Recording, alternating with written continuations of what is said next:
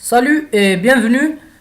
On va compléter notre tutoriel qui est pour le PHP Aujourd'hui, je vais parler dans cette vidéo aux triggers,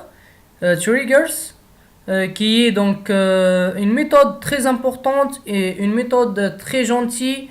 Cette méthode nous permet d'effectuer une valeur d'après, à partir d'une valeur insérée dans un table vers le deuxième table.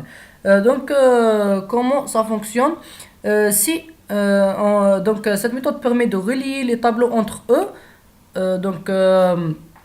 D'après la valeur de premier tableau plutôt, je peux effectuer la valeur pour le deuxième tableau, comme on va regarder dans cette méthode maintenant.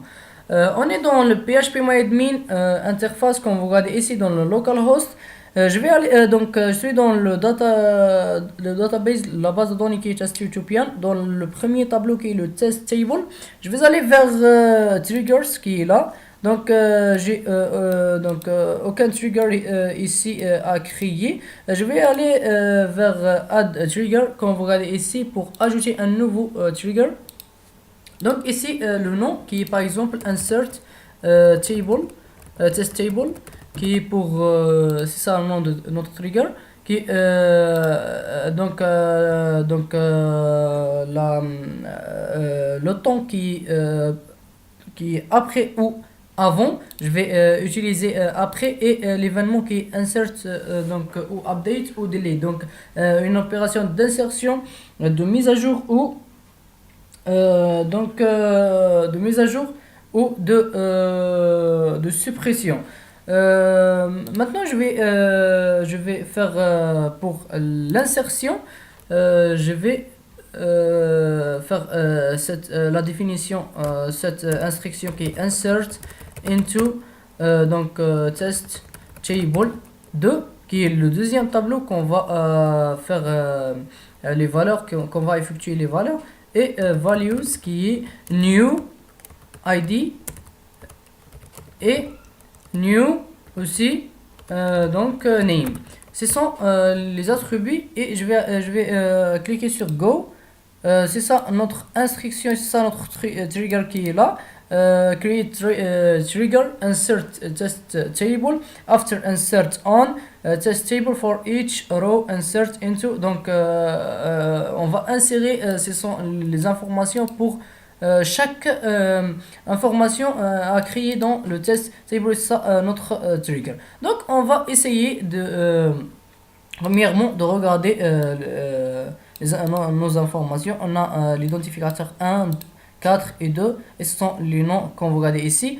Pour le test table 2 qui est Bob 3 et Bob 4, qu'on vous regardez ici. Je vais essayer d'insérer dans le test table par exemple 3 et Aimons par exemple, et je vais cliquer sur go ici. C'est ça notre instruction, et maintenant je vais essayer d'insérer plutôt, c'est ça notre instruction de SQL. On va aller vers les tableaux, et c'est ça l'identificateur qui est 3 et le nom qui est AMZ qu'on a déjà créé dans ce tableau. On va aller vers table 2, c'est ça le même information qu'on a créé pour le deuxième tableau, comme vous regardez ici. Donc c'est ça la méthode de trigger. On crée notre trigger, et ça pour le test table 2, et ça pour vous pouvez donc le supprimer, le modifier, l'exporter, comme vous regardez ici. C'est ça la méthode, et ça la manière comment organiser et comment faire une information pour pour le premier tableau. On peut l'effectuer pour le deuxième tableau comme la suite.